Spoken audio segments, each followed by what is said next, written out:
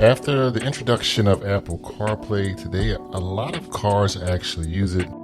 Most cars actually have it today. Most, I guess, newer cars have it today. And when people actually buy new cars, they want it in their car because it keeps things connected to some extent. So last June, Apple talked about this actual new CarPlay that should be coming out later this year that will look a lot different.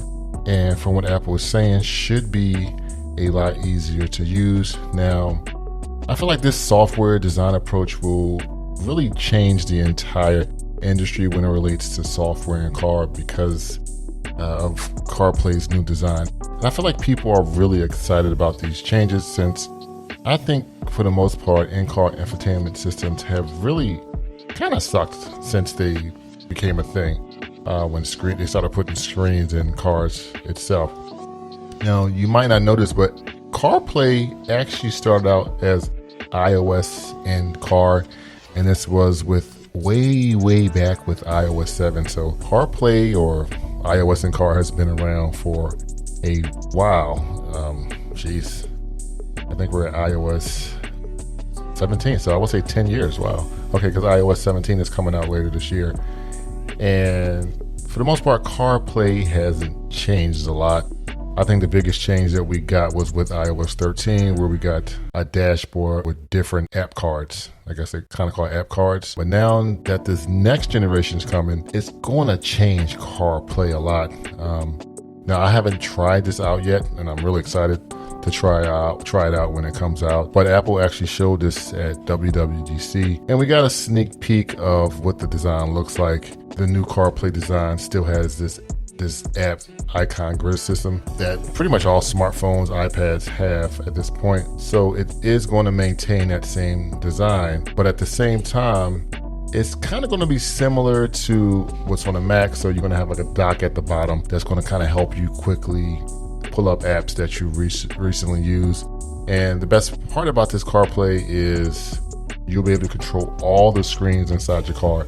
So if you have multiple screens inside your car, each one will be able to be customized to the way that you want it. And this is a big change, I think, for in-car infotainment system. And I feel like this new design is like a superpower for in-car screens. And it's really going to help our cars to be cooler and I think easier to use. Now, the images from the keynote showed a new design. One of the pictures looks like the Mercedes-Benz EQS, and then the EQS, there's a big screen from the actual steering wheel all the way to the passenger side, and the screens can show different information, sort of like having tiles. Shout out to Windows Phone tiles, if that makes any sense to you, and widgets similar to what we have on iOS now.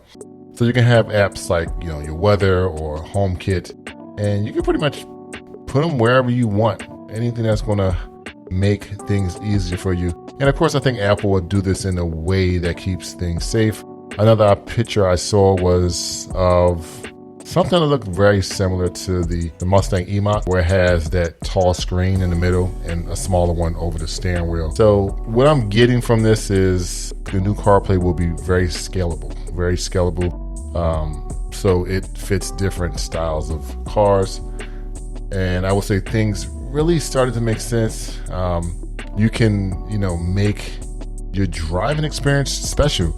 You can pick how your dashboard looks to the point that you want it to look. And from what I understand, Apple will be including new design themes as well as old design themes, so you can really choose how you want to set up your dashboard. You'll also be able to choose how your words look, different fonts, different sizes, and different colors. So you're really going to be able to make your own design, and I think Apple will give you many options to pick from.